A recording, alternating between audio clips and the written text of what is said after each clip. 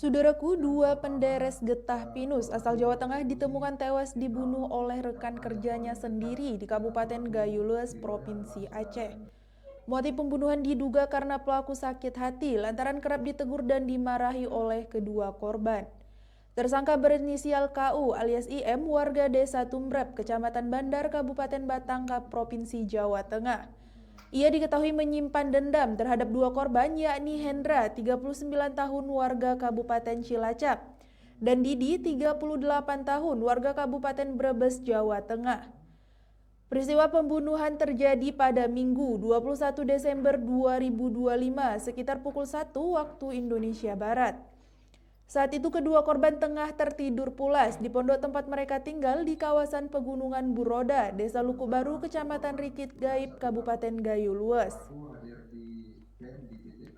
Kapolres Gayulues menjelaskan bahwa sebelum kejadian, tersangka sempat terlibat cekcok dengan kedua korban dan menyimpan rasa sakit hati.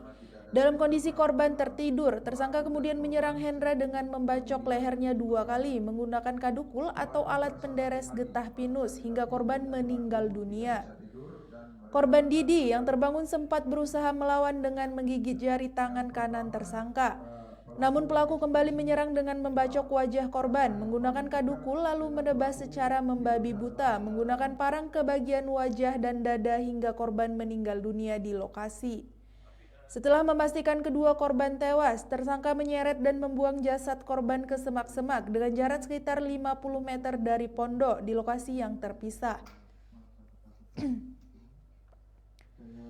Jasad kedua korban baru ditemukan warga pada Kamis 25 Desember 2025 sekitar pukul 11.30 waktu Indonesia Barat dalam kondisi mulai membusuk. Polisi kemudian melakukan penyelidikan dan memburu pelaku. Tersangka sempat melarikan diri menuju Medan dengan menutup pondok tempat tinggal mereka.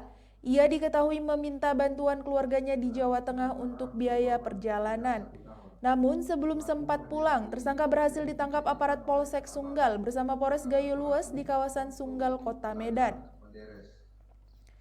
Tersangka saat ini telah diamankan di Mapores Gayulues untuk proses hukum lebih lanjut.